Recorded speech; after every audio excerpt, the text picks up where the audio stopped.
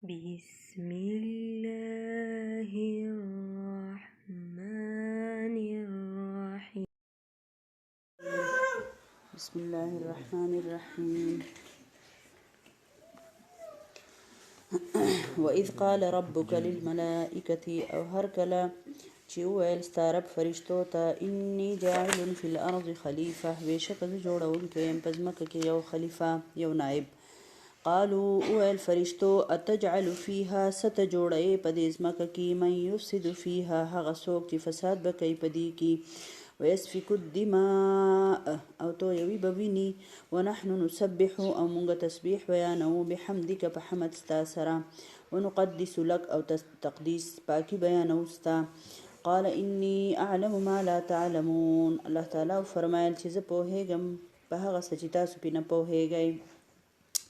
وعلم آدم الأسماء كلها او اخول آدم علیه السلام ته الله پاک نمونه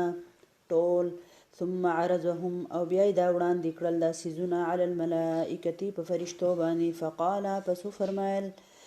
الله پاک انبئوني باسماء اخی ما ته نمونه هؤلاء د دې څیزونو ان کنتم صادقین کچری تاسو رښتینی.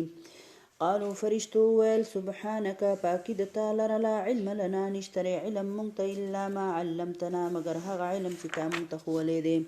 انك انت العلیم الحکیم بېشکه ته پوهه او حکمت والی. قال فرمایل الله پاک یا آدم انبئهم باسمائهم ای آدم اخی دوی ته نمونه د دې څیزونو. فلما انبأهم باسمائهم پس هر کله چې وښول دوی ته نمونه د څیزونو قال نو فرمایل الله پاک الم اقل لكم چې څه نه وایم زه تاسو ته اني اعلم غیب السماوات والارض بېشکه زه پوهه یم په غیب د اسمانونو او د ځمکو واعلم ما تبدون او زه پوهیږم څه چې تاسو ظاهر کوئ وما کنتم تکتمون او په هغه څه چې تاسو یې پټوئ. واذ قلنا للملائکة اسجدوا لآدم او هر کله چې ویل مونږ فرشتو ته سجده وکړئ آدم علیه السلام ته فسجدوا الا ابلیس پس سجده یې وکړله سوا د ابلیس نه. ابا انکار وکړو ابلیس واستکبر او تکبر یې وکړو وکان من الکافرین او شو دی د کافرانو نه. وقلنا او ویل مونږ یا آدم اسکن آتا ای آدم اوسته وزوجک الجنت او ستا بیبي په جنت کې وکلا منها او خورئ د دې جنت نه رغدن په فراخۍ سره حیث شئتما چرته چې خوښئ ستاسو ولا تقربا او مه نږدې کېږئ هذه الشجرة دې ونې ته فتکونا من الظالمین پس شئ به تاسو د ظالمانو نه. فأزلهما الشیطان عنها پس اخویول دوی دواړه شیطان فاخرجهما مما كانا فيه د هغه ځای نه چې ویستلی شول دوی د هغې نه. وقلنا اهبطوا بعضکم او ویل مونږه چې کوشئ بعضې په تاسو کې لبعض عدو د بعضو نورو دشمنان یی ولکم فی الارض مستقر او ستاسو دپاره په ځمکه کې ځای د قراری دی ومتاع الی حین او فیدې دي د یو وخته پورې. فتلقا پس ازده کړلې آدم علیه السلام من ربه د خپل رب نه کلمات یو څو کلمې فتاب علیه پس توجه د رحمت وکړه الله په ده باندې په دوی باندې انه هو التواب الرحیم بېشکه الله توبه قبلونکی او مهربانه دی. قلنا اهبطوا منها جميعا اوی مونږ چې کوشئ د دې ځای نه ټول فاما یأتینکم مني پس کچرې راغی تاسو ته زما د طرف نه هدن څه هدایت فمن تبع هدایا پس څوک چې تابعداري وکړي زما د هدایت فلا خوف علیهم پس نه به وي خوف په دوی باندې ولا هم یحزنون او نه به دوی غمجن کیږي. والذین کفروا او هغه خلک چې کافران دي وکذبوا بآیاتنا او دروغجن ګڼي زموږ آیتونه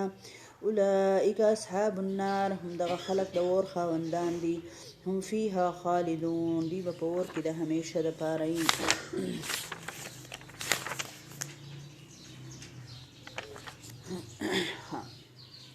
دا اوس الله رب العالمین د هغه وخت خبره ما تاته ذکر کوي چې کله الله رب العالمین فرشتو ته د نائب جوړولو انسان د جوړولو وخت الله رب العالمین مونږ ته ښایي چې فرشتو ته الله پاک حکم کو چې زه یو نائب جوړم. نو د دې خلیفه د لفظ نه فرشتې پوه شوې چې خلیفه هغه چا ته ویلی کېږي څوک چې د چا ماتحت کار کوي لکه او څه اختیارات ورسره وي. نو چونکې د دې انسان نه پیدایش نه مخکې د جوړېدو نه مخکې په دې ځمکه باندې جنات وو، پیریان وو، او دا پیریانو نه دا ځمکه ډکه وه او دې پیریانو ډېر زیات قتل و غارت او فتنې او فسادونه او لکه ډېر زیات دا کار به یې کوو، ډېر زیات سرکشه مخلوق و ده. الله رب العالمین فرشتو لښکرې راولېږلې او دا پیریانې چې دی نو څه ختم شول او څه سمندرونو طرف ته وشړل. اوس آدم علیه السلام چې څنګه فرشتو واورېدل چې یا ربه چې اوس قایم مقام یو نائب لکه تو جوړې، نو هغه خو دغه مخلوق خو به هم د دې پیریانو په شان سرکشي کوي، یینې به توی، ظلم به کوي، قتل و غارت به کوي، فساد به کوي. نو الله رب العالمین د هغې دغه دپاره وضاحت دپاره الله رب العالمین دغه وکړه ده آدم علیه السلام یې جوړ کو او بیا الله رب العالمین آدم علیه السلام ته چې کوم علم الله پاک هغه له ورکوو هغه یې ورته ورکو او بیا یې د فرشتو سره دا یو دغه وشو، مکالمه به ورته ووایو چې فرشتو ته یې څه څیزونه الله رب العالمین وړاندې کړل. الله پاک آدم علیه السلام ته وایي د دې فرشتو ته وایي، فرشته وایي الله چې تا راته نه دي ښولي، موږ له نه راځي دې نومونه. اصل خبره دا د علما لیکي چې لکه څنګه چې مونږ وایو که نه چې لکه اوس دا هیټر دی، نو د دې هیټر سره فورا زموږ ذهن ته څه راځي، د هیټر کار سره دا اور دی، په دې کې ګرمول دي، دا موږ له دا کار کوي که نه. دغه شان لکه دا میز دی، نو موږ ته د میز سره موږ ته پته لګي چې میز څه شی دی، لکه د هغې نه موږ کم کار اخلو که نه. دغه شان دیوال شو، پکې شو، دروازه شوه، لکه موږ ته د دې هر څیز د دې نوم سره موږ ته دا پته لګي چې د دې کار څه دی. الله پاک آدم علیه السلام دا علم الله پاک آدم علیه السلام له ورکړی، فرشتو سره دا علم نشته. فرشتو کې مقربې فرشتې غټې غټې فرشتې کوم چې مونږ دغه کې وایو کنه 4 غټې فرشتې دي، په هغې کې سرداره فرشته جبرائیل علیه السلام. جبرائیل علیه السلام په دې پوهېږي چې پیغمبرانو له وحي راځي وړي راوړي، خو جبرائیل علیه السلام په نور هېڅ نه پوهېږي، دا فرشته په نور هېڅ نه پوهېږي. میکائیل علیه السلام د باران او د وریځو د دې په انتظام پوهېږي، خو هغه په بل څه باندې، هغه د وحي په هغه کار نه پوهېږي. لکه انسان له الله رب العالمین داسې علم ورکړی دی چې دې جمله امورو باندې ده ته دسترس حاصل دی. لکه دا انسان دی، دی د قرآن تلاوت هم کوي، دا انسان دی، دی پخلی هم کوي، دا انسان دی، دی مزدوري هم کوي، لکه دی مطلب هر دغه په هر څه باندې الله پاک د انسان له دغه ورکړی دی. ځکه دا انسان اشرف المخلوقات دی، ځکه چې علم چې دی داسې څیز دی چې دا انسان اوچتې درجې ته رسوي. نو که دې انسان دا خپل علم د رب په رضا کې او د الله د قانون مطابق استعمال کو، نو د دې انسان درجه د فرشتو نه اوچته ده. نو الله رب العالمین چې کله آدم علیه السلام جوړ کو، آدم علیه السلام نومونه څیزونه وښول او فرشتو نه شو ښولی، نو فرشتې فورا وایي یا ربه بېشکه سبحانک لا علم لنا، پاکي د تا لره ده. الله تعالی حمد او ثنا بیان کړه او د دې نه مخکې چې دوی دا خبره کړه چې یا الله موږ خو حمد او ثنا کوو، نو د هغوی مطلب دا و د فرشتو چې یا الله ستا په حمد او ثنا او په تسبیحاتو کې څه کمی راغلی دی، مطلب یا زموږ نه څه کمی یا غلطي یا څه شوي ده چې لکه الله رب العالمین نور مخلوقات پیدا کوي که نه. نو الله پاک ورته دا خبره واضحه کړله. الله مهربانه رب چې کله انسان له اختیار ورکو او دا انسان بیا دا اختیار استعمالی، انسان دا اختیار استعمالی او نیکی کوي،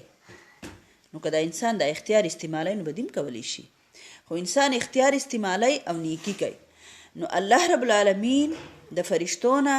د دې انسان دغه نیکی خوښه ده، په زیره دی چې فرشتې چې کوم تسبیحات کوي څونه ښایسته تسبیحات به کوي، خو د هغې نه د الله پاک د انسان دغه مات ګوډ عبادت الله ته قبول دی، ځکه چې د انسان سره اختیار دی او د اختیار په نیکه لار استعمالی او په بده لارې نه استعمالی. بیا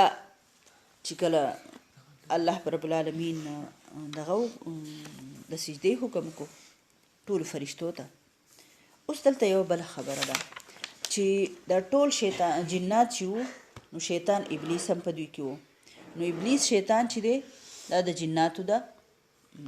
ذات نه دی، لکه د پیریانو د ذاته دی. ابلیس چې دی دا د پیریانو د ذاته دی. د دې ابلیس عبادت ډیر زیات عبادت گزار او ډیر زیات لکه الله تعالی ته لکه نږدې و په خپل ځان ډیر زیات لکه د نیکی کوونکی و چې کله حکم شو د سجدې نو د ده په زړه کې هغه لویي پرته وه نو چې سجدې حکم شو ټولې فرشتې په سجدو پرېوتې نو ابلیس چونکې د فرشتو سره په دې زیات عبادت ته لاسه و نو دو انکار وکړو اوس دا سجده په څه شکل کې وه نو سجده د الله تعالی آدم علیه السلام ته د سجدې کولو حکم چې و نو دا د الله تعالی د حکم تعمیل و دا په حقیقت کې الله ته سجده وه یو دا سوچ دی د علماو بل سوچ دا دی چې دا تعظیمي سجده وه څنګه چې یوسف علیه السلام رونو یوسف علیه السلام ته سجده کړې وه خو په شریعت محمدي کې صلی الله علیه وسلم کې دا سجده تعظیمي چې ده نو دا وس نشته دی د دې ګنجایش وس ختم شوی دی نو چې ابلیس به د ډېر عبادت د کثرت د عبادت په وجه باندې په فرشتو سره یو ځای شوی و په دې وجه باندې چې کله کې دا فرشتو دا پیریان سمندرونو ته وزغلول نو دا د فرشتو کې د پیریان وزغلول سمندرونو طرف ته نو دا ابلیس چې و دا د فرشتو سره ګل میل و لکه لہذا د دې ابلیس دا خیال و چې د خلافت د ځمکې دا خلافت چې دی دا به ما ته راکړی کېږي چې آدم علیه السلام ته الله پاک خلافت ورکو نو بس دې دننه سوځېدل شروع شو د سجدې نه انکار وکړو خپل حسد او کینه چې ده بس هغه راښکاره شوه او لوی پکې راغلله او وی الله آدم علیه السلام له تا به ما باندې لکه اوچتوالی ورکو نو الله پاک ورته فرمایي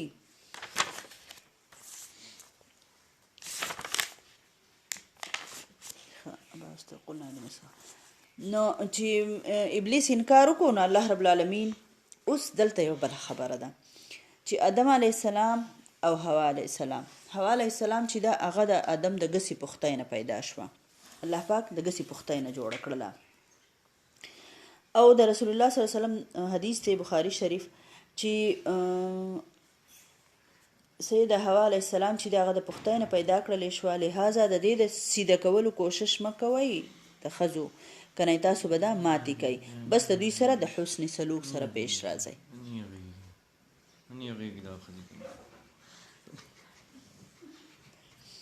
د ښځو سره په حسن سلوک سره پیش راځئ نو دوی دواړو ته الله رب العالمین دوی جنت ته داخل کړل او الله رب العالمین ورته دا وضاحت وکړو چې صرف یوه ونه یې ورته یاده کړه د ازمایښت لپاره جنت ته داخل کړل چې صرف دا یوه ونه دا یوې ونې خوراک دانه به نه خورئ باقي ټول جنت کې چې تاسو چېرته ځای هلته تللی شئ هغه خوراک کولی شئ الله پاک د دې ونې ذکر نه دی کړی چې دا ونه د څه شي ونه وه څوک وایي دا د غنمو دانه وه څوک وایي نه دا د زیتون وه څوک وایي څه وه څوک څه وه الله رب العالمین د دې ونې انتخاب صرف د ازمایښت لپاره کړی په دې ونه کې سیچل نه و لهذا دا منه ونه چې ده د کومې نه چې منه شوي ده نو په دې کې دا خبره نشته چې دا څه ونه وه چې موږ په دې ډون ولګو چې دا د څه ونه وه که نه خو الله پاک دا ښایي چې بس یوه ونه وه اوس آدم علیه السلام حوا علیه السلام ډېرې ورځې به دوی جنت کې تېرې کړي دي ښه په مزې باندې دوی خپله زندګي تېروي خو دا شیطان په هر صورت کې د انسان د ښویولو دپاره لګیا دی ځکه خو دښمني راواغسته که نه چې د انسان د لاسه زه ګمراه شوم ورټلی شوم الله پاک دې ورټو مخکې به پوره تفصیل هم راشي نو بس شیطان د انسان د دوکه کولو کوشش شروع کو بس په څه طریقه باندې او ښه طریقه څه وه چې دغه ته یې وی آدم علیه السلام او حوا علیه السلام ته وی چې بس تاسو هېڅ چلم نشته خو بس تاسو به که تاسو دا دانه وخوړله نو تاسو به د همیشه بیا په جنت کې یئ او قسم یې ورته وخوړو په داسې شکل کې وله راغی چې هغو پرې پوه نه شو او په دې کې ډېر زیات اسرائیلیات دي په دې واقعه کې که نه څوک وایي دا د تاوس په خپو پسې دا شیطان پټ تلی و جنت ته جو د تاوس خپې نه دي ښکلی نور ښکلی دی او پته نشته څوک وایي چې په مار د مار په خوله کې تلی ځکه په مار کې زهر دی ډېر شی فضولیات اسرائیلیات دي د قرآن واضحه خبره تاسو واورئ چې په دې کې هېڅ داسې څه خبره نشته دی خو بس شیطان و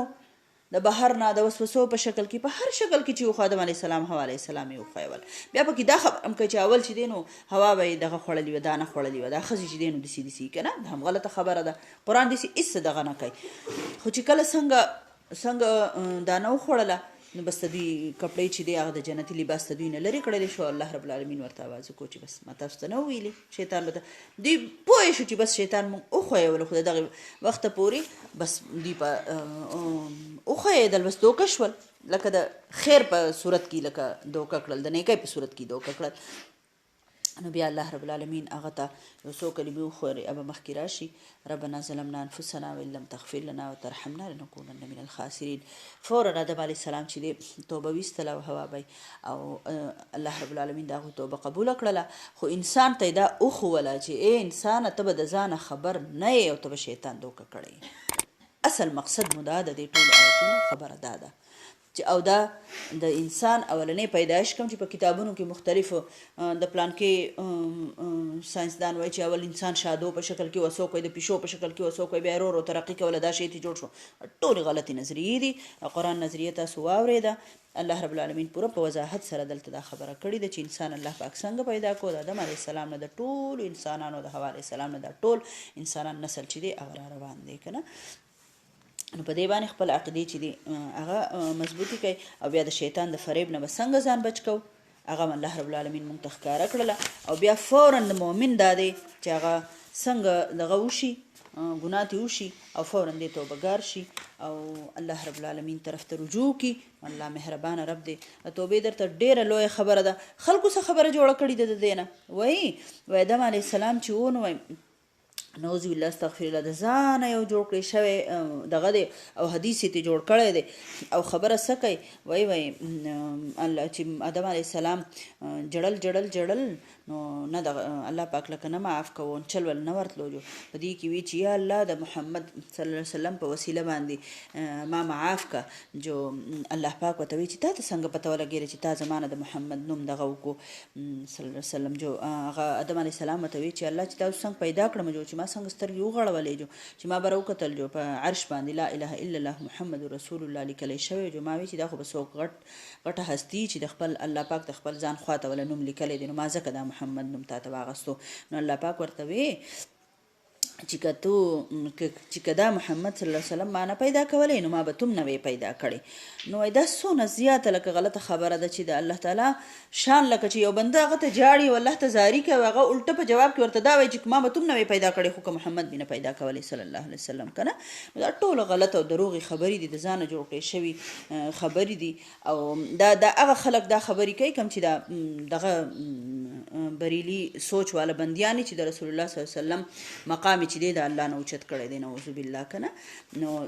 دغه خلک دا نمونه خبرې نو که داسې خبرې څوک درته کوي نو په دې باندې چېرته هم یقین مه کوئ. الله پاک دلته ښکاره په قرآن کې فرمایي ما په خپله ورته الله دا کلمې زده کړې ربنا ظلمنا انفسنا نو موږ نه هم چې ګناه کېږي نو ربنا ظلمنا انفسنا وان لم تغفر لنا وترحمنا لنکونن من الخاسرین دا دعا ویل ورسره صدقه ورکول ورسره جړل الله ته خپل ګناهونه پیش کول. نو الله رب العالمین بیا اوږد حدیث دی الله رب العالمین د رسول الله صلی الله علیه وسلم په ذریعه موږ ته هغه حدیث چې دی را رسېدلی دی چې رسول الله صلی الله علیه وسلم فرمایي وایي چې یو بنده ګناه وکړي او لکه د خپل ګناهونو نه واپس راشي نو الله پاک په هغې ډېر خوشحالېږي او داسې خوشحالېږي مثال یې ورکړی رسول الله صلی الله علیه وسلم لکه یو بنده دی هغه په صحرا کې روان دی او هېڅ څوک ورسره نشته او د هغه ټول سامان په اوښ باندې دی د خوراک څښاک هر څه او دا مشهور حدیث دی تاسو به م اورېدلی نو چې وایي کله دی په ځنګل کې روان دی او ناڅاپه په دوی خوب دی وده شي او په دې نه د دو او دی وده شي د ده اوښ چې دی سره د سامانه د دونه ورک شي او دی راپاسي او دی انتهایي لکه د لوږې تندې په حالت کې دغه د دو سرمایې بچ چې زه په دې لکه دغه صحرا کې به څه کوم لکه چې هر سران لکه په خوشې ځای دی او هر څه زمانه ورک شو بس په دې کې دی ډېر زیات خفه او په دغه حال کې په دې کې چې دی وده شي او سترګې وغړی نو چې دی وګوري د دوه هغه اوښ د ده مخې ته ولاړ دی ډېر زیات بل شان خوشحاله دی ډېرې خوشحالۍ نه دی خوله غلطه شي دی وایي